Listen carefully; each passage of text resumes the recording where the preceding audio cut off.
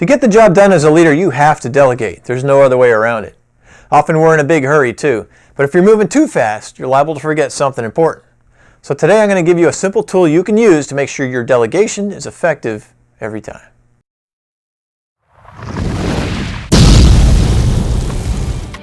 Recently I was doing a leadership training session with a youth group. We were going through a series of leadership challenges. I'd give the leader a task and he and his team would have to come up with a plan and execute it within a certain time limit. We started in the evening, so the first challenge we gave them was to make and serve a dinner meal. The leader did a good job of breaking the overall challenge into smaller tasks, but he learned a good lesson about delegation in the process. We were cooking in a hotel suite up on the 5th floor, but the plan was to sit down together and eat at a large table down in the lobby.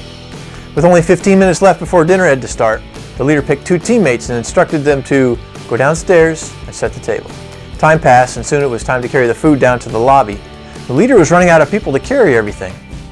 He looked at me and realized his mistake and said sheepishly, "I hope those guys come back."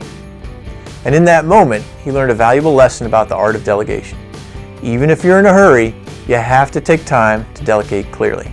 Now, I've talked about delegating bigger tasks and projects in another video series, which you can link to here and in the notes. But what we're talking about right now is how to do it in a time-compressed environment. When you need to get someone moving on a task, it can help to remember the simple acronym TP-TALK. Each letter stands for something you need to include when you delegate. The T is for task. This is the what. Tell them simply what needs to be done. P is for the purpose. This is the why of the task. It's what you intend to accomplish.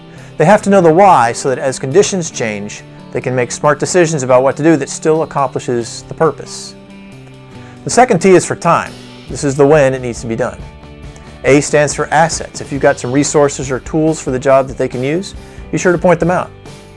The L is for limitations. Any restrictions you need them to abide by, you want to be sure to mention those as well. And finally, the K stands for knowledge. As my friend learned, the leader needs to have a way of getting feedback so he knows how things are going and has a way to communicate if something changes. It sounds like a lot, but it really isn't.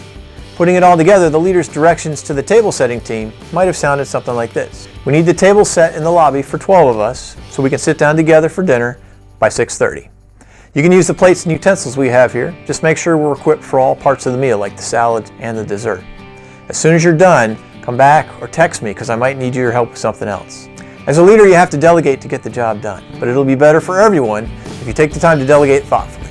Using a memory aid like TP-TALK will help you make sure you communicate clearly and you don't forget anything. For more free video tips and blog posts about leadership, be sure to check out the RapidStartLeadership.com website. Thank you for watching, and good luck to you on your leadership journey.